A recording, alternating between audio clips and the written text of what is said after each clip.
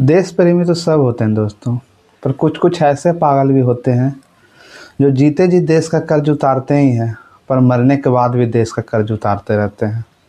जी हाँ दोस्तों, आज वैसे ही एक शख्स की कहानी है।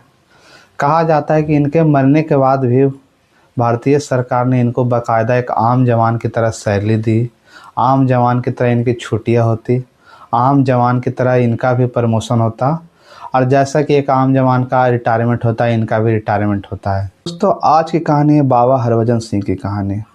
बाबा हरभजन सिंह का जन्म पंजाब में हुआ था। अब वो पंजाब का उस हिस्सा जो कि पाकिस्तान की तरफ चला गया।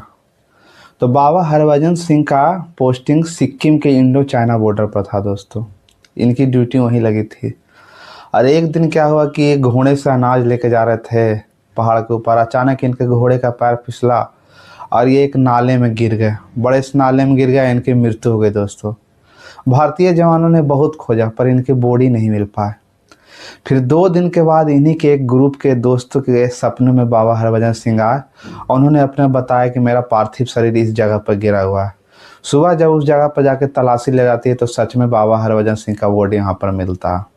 बाबा हरभजन सिंह की मृत्यु के बाद कहा जाता है दोस्तों कि उनकी आत्मा भी उसी बॉर्डर पर देश की सुरक्षा करने लगी।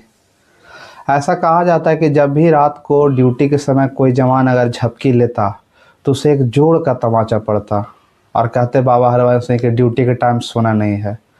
ऐसा भी होता अगर चाइना की तरफ से कोई ऐसा गतिविधि लड़ाई का होता तो भारतीयों को पहले ही संकेत दे दिया जाता था हमारे जवानों को कि भारत उन लोग की तरफ से लड़ाई होने वाला है। मतलब कि वो इंसान, उनकी आत्मा हमेशा बॉर्डर पर ही रहती थी।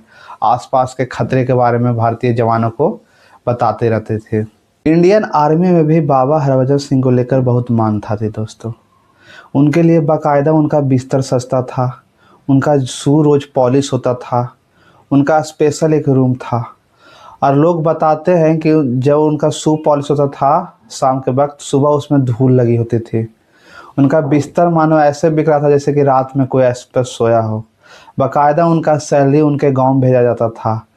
उनका दोस्तों 1 महीने के लिए छुट्टी भी होता था। बाकायदा उनके नाम का एक ट्रेन रिजर्व होता था, सीट बुक होता था, उस पर बाबा जी जाते थे, उनका सामान लोड होता था और बाकायदा 1 महीने का छुट्टी पर वो आते थे।